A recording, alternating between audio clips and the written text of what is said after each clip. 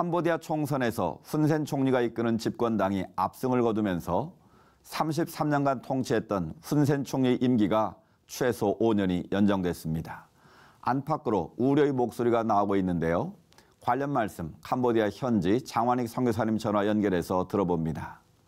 선교사님, 말씀드린 대로 이번 주 총선이 치러졌는데 불공정한 경쟁했다는 비판도 쏟아지고 있습니다. 현재 상황 어떻습니까? 네, 이번 선거는 연여했던 소요나 폭동이 없이 비교적 순탄하게 잘 치러졌으며 투표율 역시 82%로 집계되면서 지난 5년 전과 비교해서 높게 나왔습니다. 네. 이번 총선은 하원 의원을 선출하는 투표로 70% 이상을 득표한 캄보디아 인민당의 승리로 돌아갔으며 이로써 총 125석 중 100석 이상을 차지할 것으로 보입니다. 네. 캄보디아 총리는 하원에서 선출하는데 이렇게 됨으로써 현 훈센 총리는 2023년 7월까지 5년의 임기를 무난하게 시작할 수 있게 된 것입니다. 다만 이번 선거에 대한 비판도 만만치 않은데 지난 5년 전 총선에서 제1야당이었던 캄보디아 구국당을 반정부 활동의 이유로 강제 해산하고 당수인 삼랑시를 중범죄로 규정하면서 캄보디아에 입국하지 못하도록 만들었기 때문입니다. 이번 선거를 전후해서 대한민국 대사관에서는 혹시 모를 상황에 대비해 바깥 출입을 자제할 것을 당부했다고 하는데요. 왜 이런 당부까지 나오게 된 건가요? 지난 5년 전의 총선에서 야당인 구국당이 상당한 표를 얻었었거든요. 네. 그래서 이번 총선을 놓고도 매우 예민한 반응을 예상할 수 있었습니다. 즉 야당의 주장대로 투표율이 현저히 낮거나 심지어 여당이 50% 이상의 표를 얻지 못할 경우에는 현 여당에게 치명타가 되는데 이럴 경우 반정부 세력과 물리적인 충돌도 충분히 우려했던 것입니다.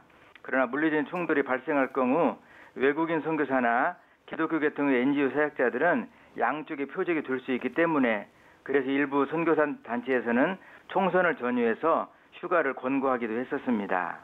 33년 집권을 한 훈센 총리의 영향력이 향후 5년을 더 보장받게 됐는데 향후 캄보디아 정치와 사회에 어떤 변화가 있을 것으로 보고 계신지요?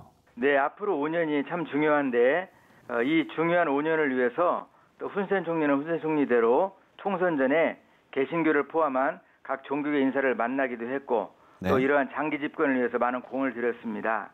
그리고 이미 33년 동안의 정치활동 중에 개신교를 비롯한 외국인 선교활동에 대해서 큰 반감을 갖고 있지않은 것은 감사한 일입니다. 그렇군요. 다만 캄보디아 사회가 국내외적으로 급변하고 있는데 향후 5년 동안 이런 변화가 예상됩니다. 첫째는 훈센 수장이 5년 임기를 연장할 경우 다음 총선은 2023년 7월에 있게 됩니다. 2023년은 캄보디아 개신교가 100주년을 맞이하는 해인데 정치적으로도 중요한 그 해에 총선이 있게 되는 것입니다. 그리고 캄보디아 개신교회는 그 사이 5년이 진정한 민족 교회로 자립하면서 부흥 발전하느냐 아니면 자립하지 못한 채 선교사나 외국교회 등 외부의 지원에 의존하는 교회로 남느냐를 결정해야 하는 기간입니다.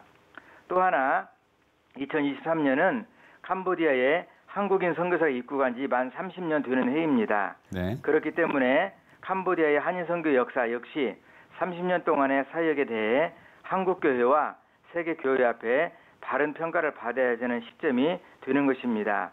캄보디아의 정치 안정과 함께 복음이 온 크메르 민족에게 전해지도록 기도를 부탁드립니다. 네, 급변하는 캄보디아 정치 사회 상황 속에서 교회가 건강하게 뿌리를 내려서 캄보디아 사회의 올바른 가치와 선한 영향력을 전해줄 수 있기를 저희도 함께 기도하겠습니다. 선교사님 오늘 말씀 감사합니다. 감사합니다.